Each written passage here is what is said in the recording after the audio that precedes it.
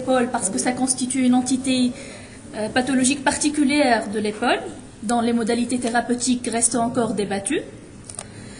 Donc c'est une pathologie due au dépôt d'apatite, du cristaux d'apatite carbonaté au niveau des tendons de la coiffe. C'est une pathologie fréquente qui peut toucher 3 à 20% de la population générale. Elle prédomine chez la femme, dans la tranche d'âge entre 30 et 50 ans. Dans la majorité des cas, ces calcifications sont asymptomatiques, mais ils peuvent être à l'origine de véritables crises hyperalgiques et même de douleurs très invalidantes.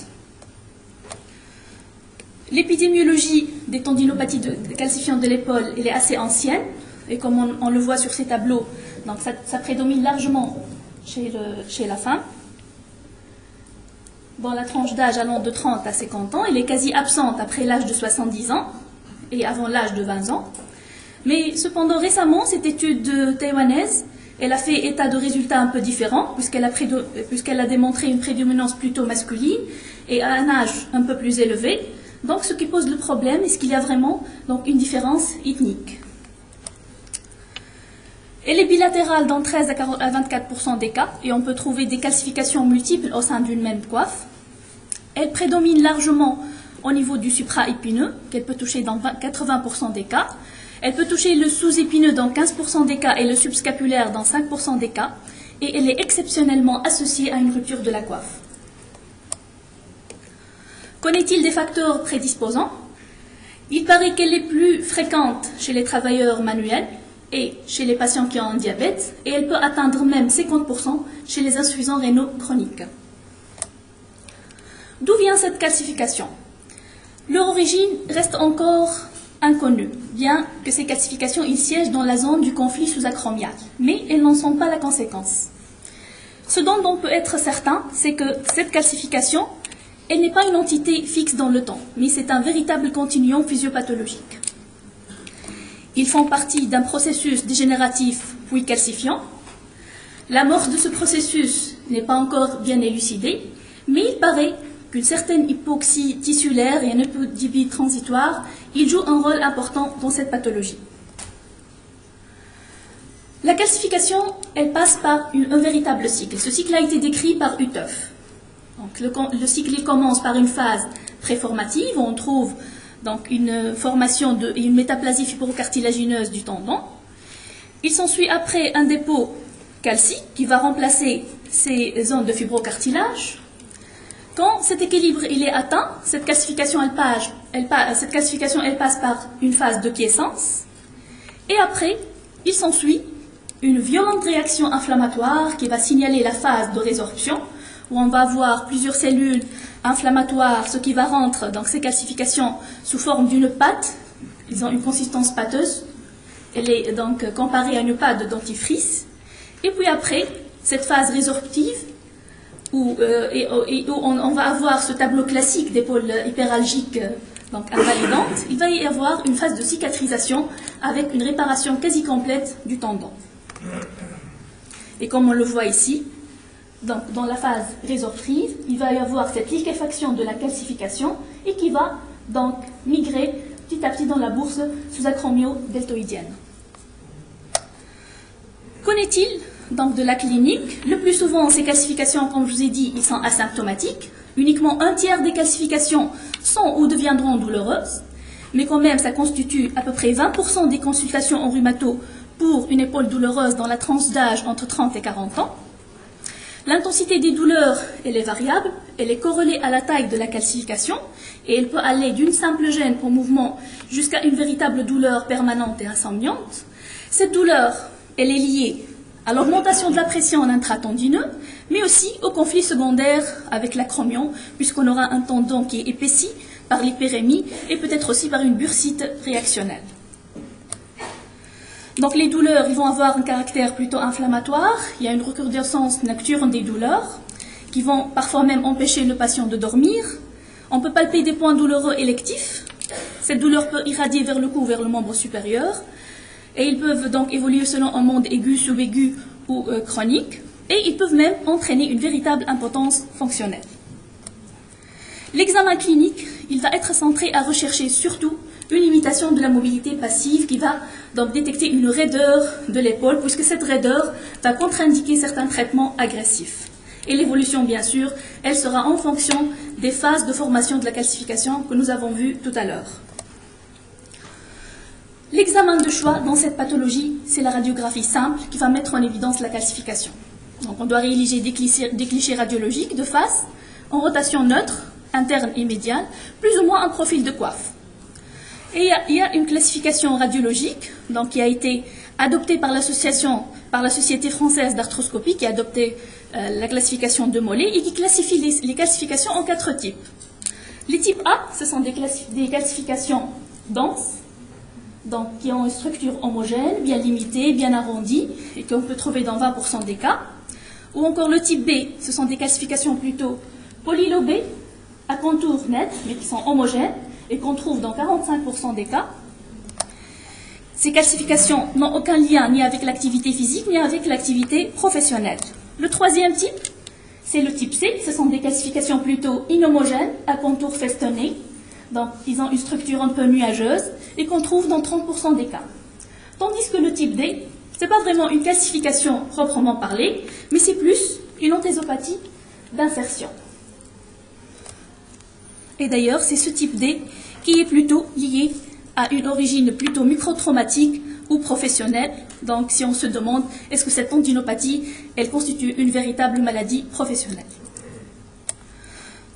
Le deuxième examen de choix, c'est l'échographie. Elle permet de visualiser, de localiser la calcification, de mesurer sa taille, mais aussi de guider parfois quelques gestes thérapeutiques. Comme on le voit ici, ces images, donc les calcifications de type A et B, ils ont plutôt une image linéaire avec un cône d'ombre postérieur, tandis que les calcifications de type C, c'est plutôt une image linéaire, mais sans cône d'ombre postérieur. Dans cette étude, ayant comparé l'apport de l'échographie à l'apport des radiographies simples, les auteurs ont conclu à ce que l'échographie était l'examen le plus fiable pour détecter les calcifications, et aussi ça a permis d'éliminer s'il y a donc une lésion de coiffe associée. L'échographie aussi permet d'évaluer la consistance des calcifications. Dans cette étude, incluant 21 patients, l'échographie, associée à une infiltration cortisonique, ayant permis en même temps d'avoir une appréciation palpatoire à l'aiguille de la consistance de la calcification et suivie d'une mesure de la densité par un scanner. Les auteurs ont trouvé donc des calcifications soit sans atténuation postérieure, soit avec atténuation postérieure, ou même avec un véritable cône d'ombre postérieur. L'échographie a permis d'apprécier la consistance des calcifications, puisque cette appréciation de la consistance, elle permet de guider les choix thérapeutiques. S'il n'y a pas, par exemple, d'atténuation postérieure, la calcification elle est dite plutôt molle, et elle peut bénéficier de ce qu'on appelle la ponction lavage-aspiration, qui est un moyen thérapeutique qu'on va voir tout à l'heure. S'il y a un véritable cône d'ombre postérieur, c'est que c'est une calcification plutôt dure, et là, il y a la place du traitement par onde de choc extracorporel ou encore par chirurgie arthroscopique. Si il y a une atténuation postérieure, c'est que cette dureté peut être intermédiaire, et là aussi c'est l'indication d'un traitement plus invasif. Le signal Doppler échographique peut aussi jouer un rôle important dans l'évaluation de la morphologie de la calcification, de la vascularisation de ces calcifications, et de prédire les phases soit formatives, soit résorptives des calcifications. Les auteurs ont inclus 94 épaules ayant des calcifications tendineuses à la radio. Les signes cliniques variaient d'une absence de douleur à une douleur véritablement sévère. Le Doppler couleur, il y a eu des grades entre 0 et 3.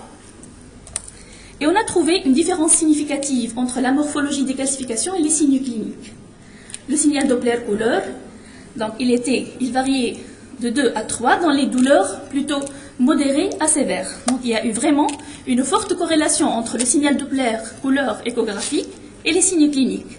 Donc ce signal Doppler a permis de différencier entre les phases de formation des calcifications, soit la phase formative ou résorptive, et ça constitue donc un moyen intéressant pour la surveillance de l'évolution de ces tendinopathies.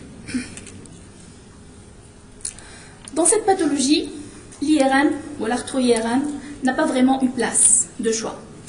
Elle montre les calcifications sous forme d'un hyposignal T1, T2, mais elle peut passer à côté des petites calcifications.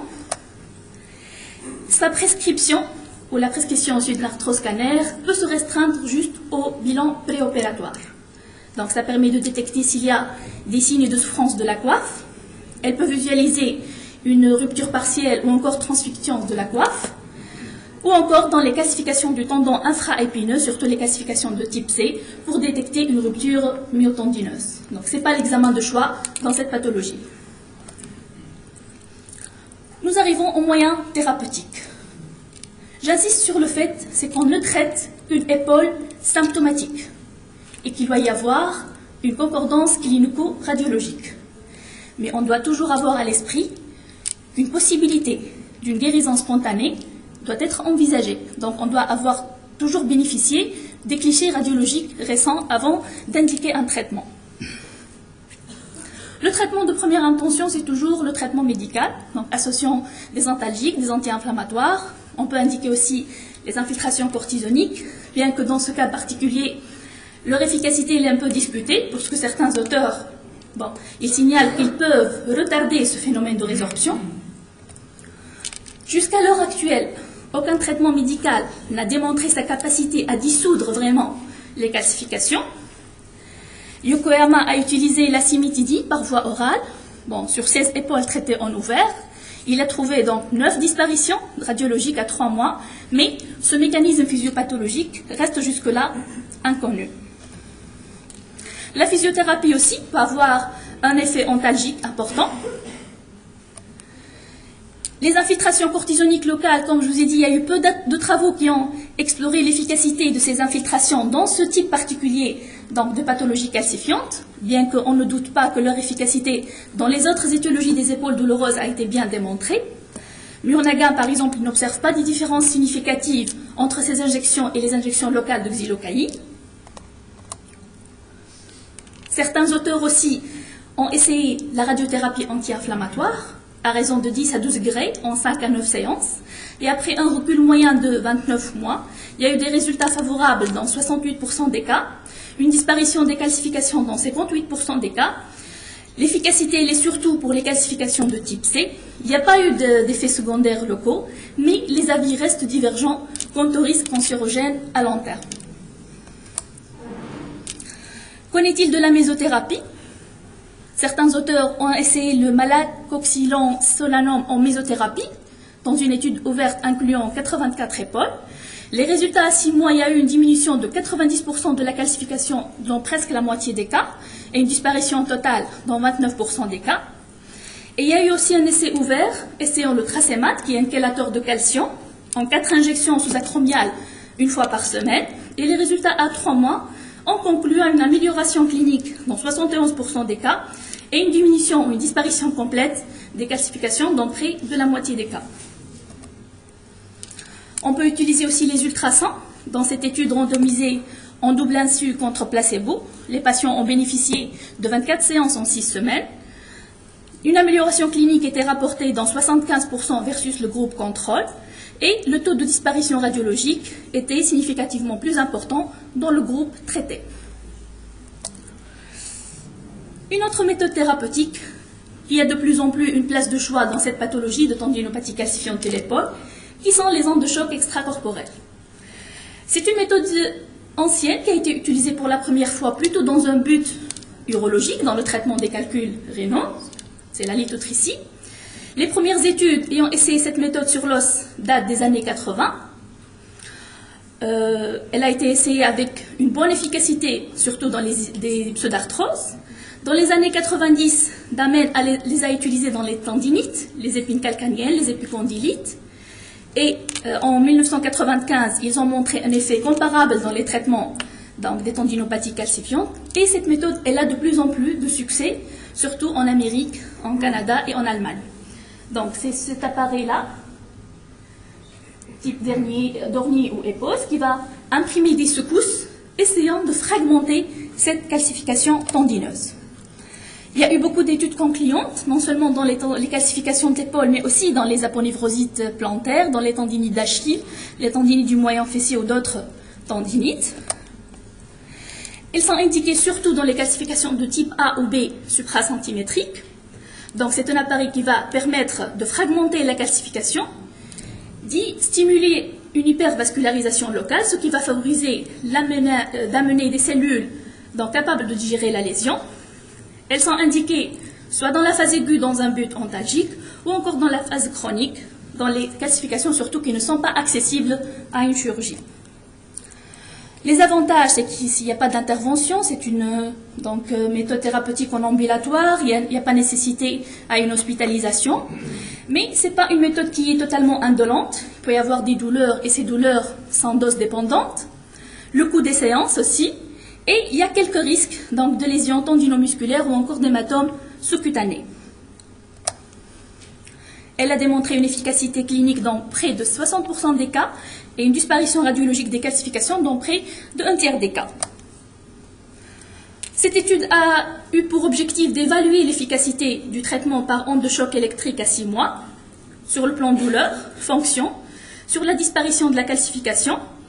Et cette méta-analyse a sorti donc 6 essais randomisés contrôlés comparant les ondes de choc extracorporelles versus placebo. Et on a jugé les malades soit cliniquement sur le VA douleur et le score de Constant, c'est un score donc fonctionnel pour l'épaule.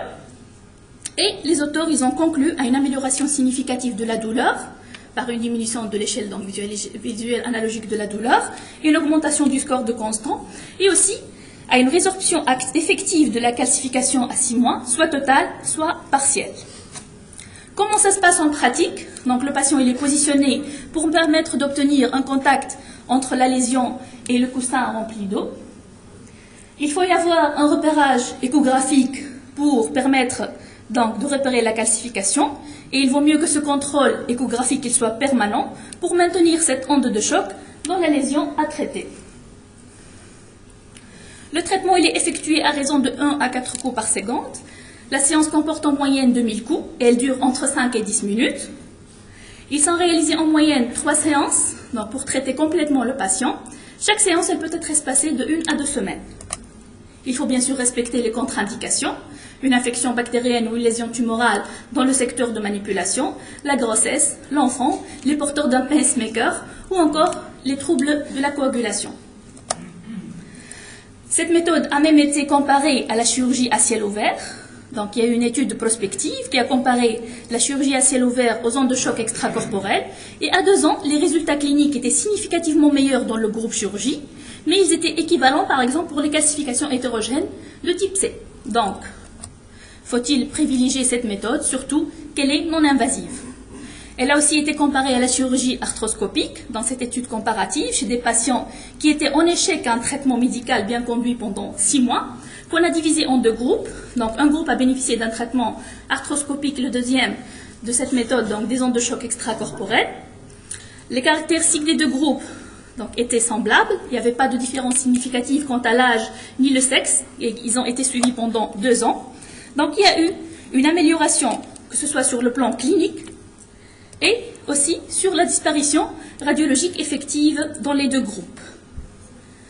Donc, les résultats sont équivalents dans ces 2 modalités thérapeutiques. Faut-il privilégier cette méthode, surtout qu'elle est non invasive?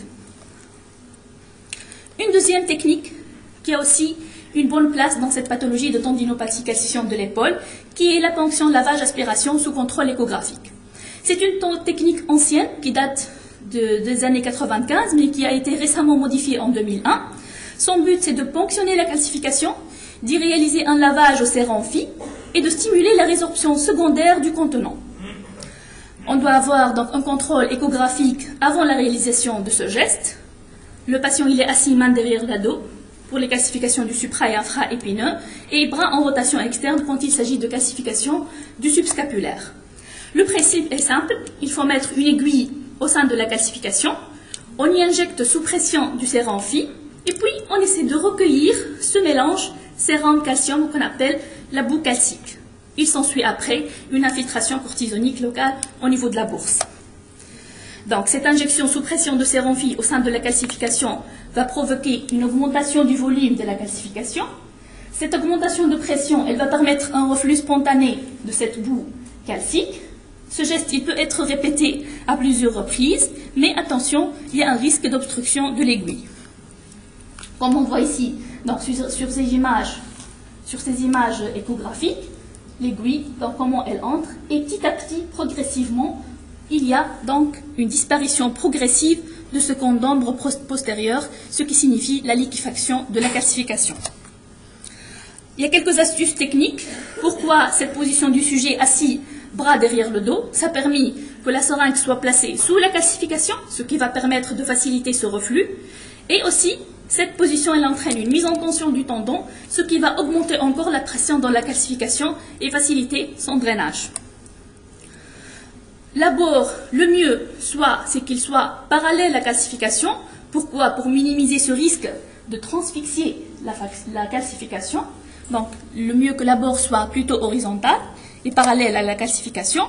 Mais quelques incidents peuvent se voir, comme par exemple une réaction vagale qui est fréquente. Et s'il y a donc moyen, il vaut mieux donner des prémédications pour prévenir ces réactions. On peut ponctionner un petit vaisseau, mais ça n'oblige pas à arrêter le geste. Un risque aussi d'obstruction de l'aiguille. On doit garder l'aiguille en place et reponctionner la calcification. Mais le risque surtout, c'est de perforer cette calcification. Et là, ça oblige à arrêter ce geste. Et on peut reprendre notre patient et le programmer après 4 semaines. Les résultats de cette technique étaient plutôt favorables. Dans ces études ouvertes, de bons résultats cliniques et radiologiques ont été donc démontrés dans 60 à 70% des cas. Les calcifications ne sont pas enlevées en totalité, mais ça permet de stimuler une résorption secondaire de la calcification au niveau de la bourse. Les échecs sont surtout liés à la dureté de la calcification. Donc les limites de cette technique, c'est que elle est le plus souvent impossible dans les calcifications dures, dites crayeuses. Il y a aussi, elle peut générer quelques douleurs, ce n'est pas vraiment une technique complètement indolente. Elle provoque parfois la diffusion du produit dans le tendon. Et après, il y a un risque d'injection des corticoïdes en intratendineux. Dans cette étude, incluant 123 patients avec tendinopathie calcifiante et ont été traités par ponction lavage-aspiration, il y a eu une amélioration clinique, que ce soit après une tentative ou encore 2 tentatives. Et cette amélioration clinique, elle était surtout très importante dans les calcifications de type 3. Dans cette étude prospective aussi, 35 épaules avec tendinopathie calcifiante ayant bénéficié d'une ponction lavage-aspiration suivie d'une infiltration cortisonique sous-acromiale et ont été suivies à 1, à 3 et à 6 mois. Il y a eu une amélioration significative des scores ASES et constant à 6 mois dans 71% des cas et diminution de la taille de la calcification. Ces auteurs aussi ont essayé d'évaluer l'efficacité clinique et radiologique non seulement à court mais à long terme aussi, dans cette étude prospective incluant 65 patients. Donc il y a eu une diminution très importante de ce score, Shoulder Pain Activity Disease, donc pour l'épaule, et aussi une diminution effective donc de la calcification, de la taille de la calcification radiologique. Cette technique aussi a été comparée au traitement arthroscopique dans cette étude randomisée et ont comparé donc les résultats d'une ponction lavage-aspiration au traitement arthrosique. Les auteurs ont pratiqué une infiltration radioguidée systématique de corticoïdes dans les 2 cas et il y a eu 57% de bons résultats après 1 an de recul. Les patients qui n'avaient pas été améliorés par l'injection radioguidée ont bénéficié soit d'une arthroscopie, soit d'une ponction lavage. Et il n'y avait pas de différence significative entre les 2 groupes. Le traitement médical, il constitue certes le traitement de première intention dans cette pathologie, mais parfois, il y a des calcifications qui sont rebelles au traitement médical. Il y a certains facteurs qui permettent de prédire l'échec d'un traitement médical, comme l'atteinte bilatérale, l'extension à la face antérieure de l'acromion, l'extension à la face médiale du tendon subacromial, ou encore la taille importante de la calcification. D'autres, ils peuvent prédire sont des facteurs donc positifs, comme le type 3, l'absence de cône d'ombre postérieure, qui signifie que ce sont donc des indicateurs de la phase résorptive. Donc, en cas d'échec à un traitement médical, on peut avoir recours au traitement chirurgical. Il est indiqué donc s'il y a persistance des symptômes après un traitement bien conduit, bien sûr à distance de la phase aiguë, mais Quelle technique utiliser? Chirurgie à ciel ouvert ou chirurgie arthroscopique? Quel geste réaliser? Est-ce qu'on doit réaliser simplement une excision de la calcification ou encore une excision de la calcification associée à une acromioplastie secondaire ou tout simplement une acromioplastie? Le traitement arthroscopique, il est meilleur que le traitement par chirurgie à ciel ouvert, ça c'est sûr. Ça peut commencer dans un premier temps par une exploration de l'articulation gléno-humérale pour chercher s'il n'y a pas d'erreur diagnostique, s'il n'y a pas de lésion articulaire responsable des douleurs, ou encore pour examiner la face profonde de la coiffe. Mais, si vous, dans cette étude rétrospective, il n'est pas d'accord avec cet examen de première intention de la gléno-humérale, parce qu'il permet de retarder la phase résorptive, donc il ne trouve pas d'intérêt à explorer systématiquement la gléno-humérale, puisque d'ailleurs, ils n'ont pas trouvé de lésion justifiable d'un traitement spécifique. Donc, après avoir fait un geste arthroscopique, soit on va trouver cette calcification en forme de furoncle crayeux, dur, ou encore elle peut avoir cette consistance pâteuse qu'on dit vraiment comparable à une pâte de dentifrice. Donc, après avoir évacué la calcification, y a-t-il une nécessité à réaliser une acromioplastie? Ce sujet reste débattu entre les auteurs, mais elle est indiquée en cas de calcification de type C qui sont impossibles à évacuer car elles ne sont pas bien collectées, s'il y a des signes arthroscopiques francs de conflit sous acromia, ou encore si ces calcifications ne sont pas trouvables. Et selon certains auteurs, elle est vraiment inutile en cas de calcification bien collectée type A ou B. Les résultats cliniques pour la chirurgie arthroscopique à 1 an, que ce soit clinique et radiologique, ils dépassent les 90% de bons et d'excellents résultats. Le pronostic, il ne dépend pas de la technique, mais c'est plutôt, il dépend de la qualité du tendon restant. Et il peut y avoir la seule complication redoutable, c'est la capsulite rétractile, mais elle est vraiment très rare. L'exérèse arthroscopique de cette calcification, elle n'augmente pas le risque de rupture de la coiffe. Donc la suture tendineuse n'est pas de règle, elle n'est pas recommandée par certains auteurs, mais il faut impérativement évaluer le statut de la coiffe des rotateurs en préopératoire. On peut l'évaluer par un simple test de Job. Si ce test il est positif, c'est que peut-être il y a une rupture partielle de la coiffe, donc on doit la prévenir et la réparer. Et la chirurgie à ciel ouvert n'est indiquée qu'en cas d'échec d'une acromioplastie devant un tendon infiltré. Mais donc, elle va donc conditionner plusieurs complications comme la capsulite, la rupture tendineuse. Et d'ailleurs, il y a une étude qui a contrôlé les deux techniques chirurgicales et il n'y avait pas de différence entre les résultats à 6 mois. Donc, entre chirurgie à ciel ouvert et chirurgie arthroscopique, on préfère bien sûr la technique arthroscopique. Il n'y a pas beaucoup de complications quant à la chirurgie ni à l'anesthésie générale. Le séjour, il n'est pas lent comme dans la chirurgie à ciel ouvert. Les complications sont minimes dans la technique arthroscopique.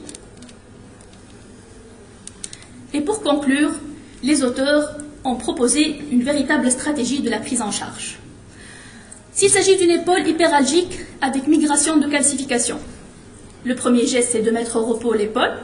Le glaçage, le traitement symptomatique par des antalgiques ou des anti-inflammatoires, plus ou moins une petite corticothérapie de durée courte.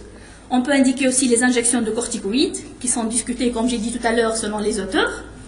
Pas de rééducation, bien sûr, en phase algique. Et on laisse l'épaule récupérer spontanément et progressivement en 3 à 6 semaines. Et puis après, on contrôle l'évolution radiologique à distance de la crise. S'il s'agit d'une épaule douloureuse plutôt chronique, avec des calcifications type A ou B, mais sans raideur associée, on traite les douleurs.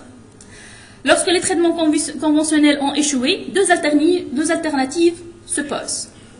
Et en fonction de la consistance de la calcification, si c'est des calcifications qui sont dures et crayeuses, on indique plutôt le traitement par onde de choc extracorporel. Et s'il s'agit de calcifications plutôt molles, pâteuses, on indique la ponction lavage-aspiration. Sinon, s'il y a échec de ces deux méthodes, on passe à la chirurgie arthroscopique. S'il s'agit d'une épaule douloureuse chronique, avec des calcifications de type A, B ou C, mais avec une raideur associée, il faut traiter les douleurs. Là, les infiltrations cortisoniques ont une place de choix. Et après, on indique, bien sûr, une rééducation. S'il s'agit d'épaules douloureuses chroniques type C transitoires, on indique les traitements symptomatiques, on temporise, puisqu'il peut y avoir une résorption spontanée. Sinon, s'il y a échec, on doit être prévenu, peut-être qu'il y a une lésion de la coiffe associée. Et s'il s'agit d'un type C persistant, il faut considérer comme une tendinopathie dégénérative et on doit rechercher une rupture de la coiffe associée en cas d'échec, un traitement médical bien conduit. Pour conclure, c'est une pathologie fréquente. L'examen de choix, c'est la radiographie simple, systématique devant une épaule douloureuse. La prise en charge, elle va dépendre de l'examen, des amplitudes passives. On doit rechercher cette raideur qui peut contre-indiquer certaines alternatives thérapeutiques. La règle pour la prise en charge, bien sûr, c'est de passer du plus simple au plus compliqué. Donc, un traitement conservateur médical de première intention, un traitement par onde de choc extracorporel ou ponction lavage, aspiration en fonction de la dureté, entre guillemets, des calcifications. Et en cas d'échec, une exérèse arthroscopique reste le geste le plus complet, bien sûr, toujours en respectant cette condition d'épaule souple. Le pronostic à long terme, il dépend surtout de l'état de coiffe au départ et bien sûr des complications post-opératoires qu'on doit prévenir. Et je vous remercie.